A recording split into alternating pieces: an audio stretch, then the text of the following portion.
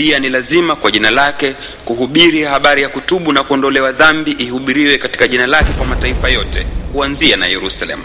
Ninyi ni mashahidi wa mambo hayo, nami mwenyewe nitawaleteni yule ambaye Baba aliahidi kumtuma. Message inasema namna ambavyo imani inatenda kazi. Namna ambavyo imani inatenda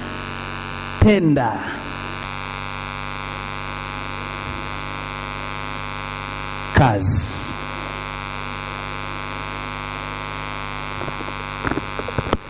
Imani inatamkwa,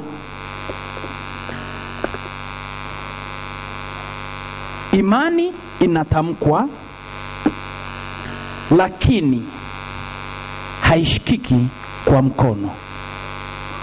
Hiyo ni picha wazi kwamba imani ni kitu cha rohoni. Jina la Bwana libarikiwe.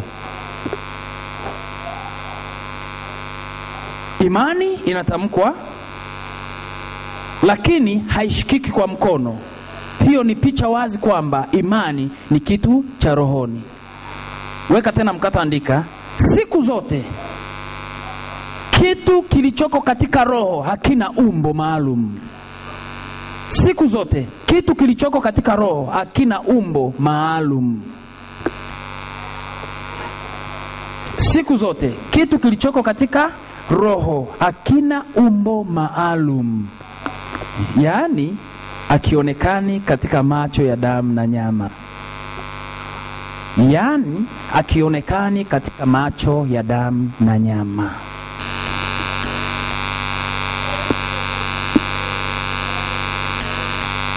Bwana asifiwe sana. Imani haiwezi kutenda kazi kwa mtu mpaka awepo mtu anayelitaja neno la Mungu kinywani mwake. Jina la Bwana libarikiwe. Imani haiwezi kutenda kazi mpaka atokee mtu alitaje neno la Mungu, ndipo imani itende kazi. Kwa hiyo kwa lugha nyepesi kwamba imani inakuwa hai kulingana na jinsi ninavyolitamka neno la Mungu katika kinywa changu. Imani inakuwa hai kulingana na jinsi ninavyolifahamu neno la nani? La Mungu. Kwa sababu neno na imani ni wamoja.